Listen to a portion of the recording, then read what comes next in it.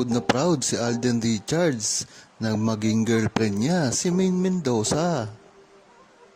Lumabas nga ang balita at isang tweet ni Alden Richards na tila proud na proud siya nang maging girlfriend niya si Maine Mendoza. Ito ang inilabas sa isang tweet ni Larry. Minsan sa buhay, parang gusto ko na lang maging chopstick ni Miss Maine Mendoza. My girlfriend never fails to be cute. Itong isang larawan na ito ang sinasabi ni Alden Richards na parang tila ay kumakain sila sa isang restaurant.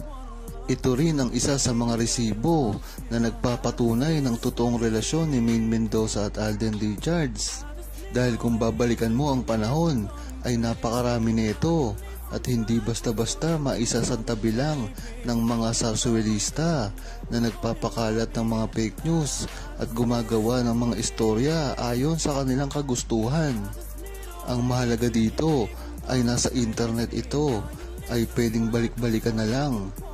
Pwedeng maging katibayan sa totoong relasyon ni Maine Mendoza at Alden Richards.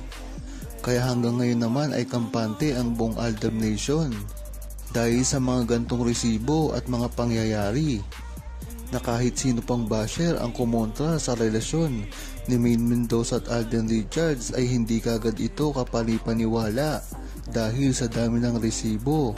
Tila nasa salungat nito ang totoong relasyon nila at nabubunyag ang ginagawang sarswela ng mga bashers at magustong manira kay Maine Mendoza at Alden Richards. Kaya kung ako sa inyo mga bashers, ay huwag nyo nang ituloy ang mga binabalak ninyo dahil hindi nyo masisira ang Aldab Nation at si Maine Mendoza at Alden Richards.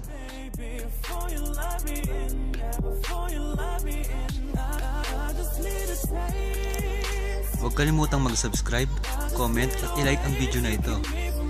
Thanks for watching!